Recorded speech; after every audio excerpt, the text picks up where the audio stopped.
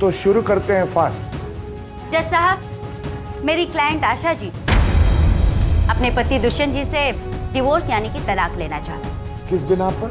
जज साहब, हमारा मिस्टर दुष्यंत पर इल्जाम है कि वो अपनी पत्नी के साथ बेटा पैदा करने की काबिलियत नहीं रखते। Objection milord.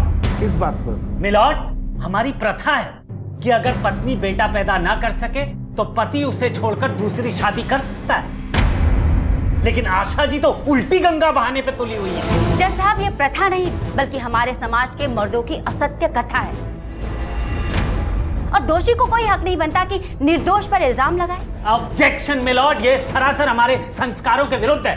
मिस्टर दुष्यंत, इस इल्जाम के बारे में आपको क्या कहना है? मैं कहता हूं जज साहब, नॉट गिल्टी। अरे भाई, आप तो नॉट गिल्टी ही बोलेंगे, लेकिन बेटा तो मिस्टर दुष्यंत को पैदा करना है। इनकी क्या राय?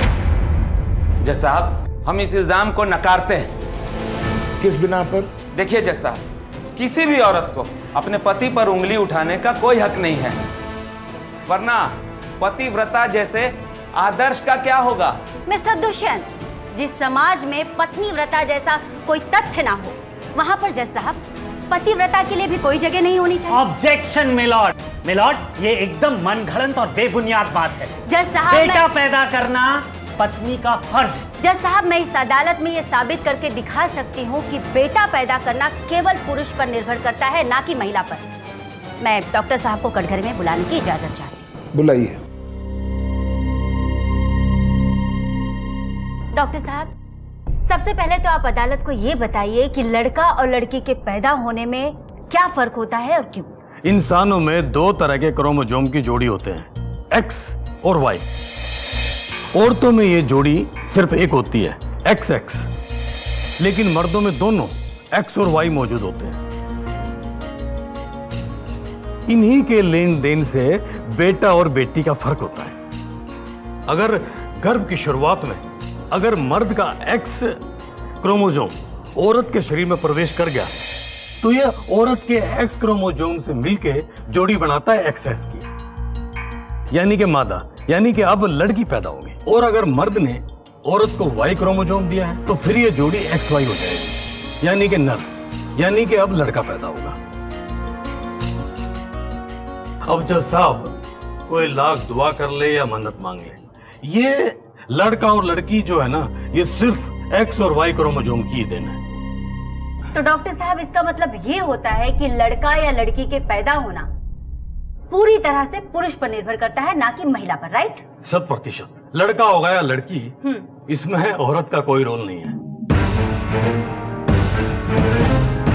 ये तो हर हाल में मर्द का दिया हुआ एक्स क्रोमोसोम या वाई क्रोमोसोम ही डिसाइड करता है। थैंक यू डॉक्टर साहब। ऑब्जेक्शन, ये हमारे सेंटिमेंट को ठेस पहुंचा रहे हैं। जज साहब, इंसाफ सबूत मांगता है, ना कि सेंटिमेंट्स। Objection, objection. अरे भाई, आप बार बार ऑब्जेक्शन करके मेरे सेंटिमेंट को हर्ट कर रहे हैं, तो क्या मैं आपको जेल भेज दूं?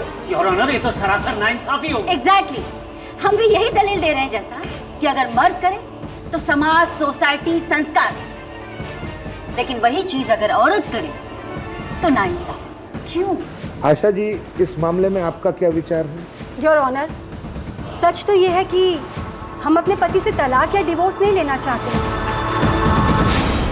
हमारे पति तो बहुत ही अच्छे आदमी हैं, बस कभी कभी कुछ बातों को लेकर इनकी अकल पर पर्दा गिर जाता है। पर्दा? साफ साफ बताइए।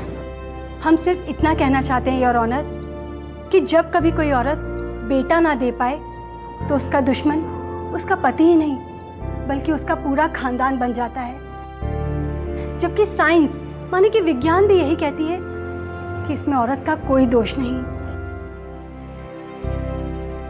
मिस्टर दुष्यंत, इस बात से तो ये साबित हो गया कि बेटा न होने में आपकी पत्नी का कोई दोष नहीं है। लेकिन जज साहब, हमको ये क्रोमोसोम्स वाली बात नहीं मालूम था।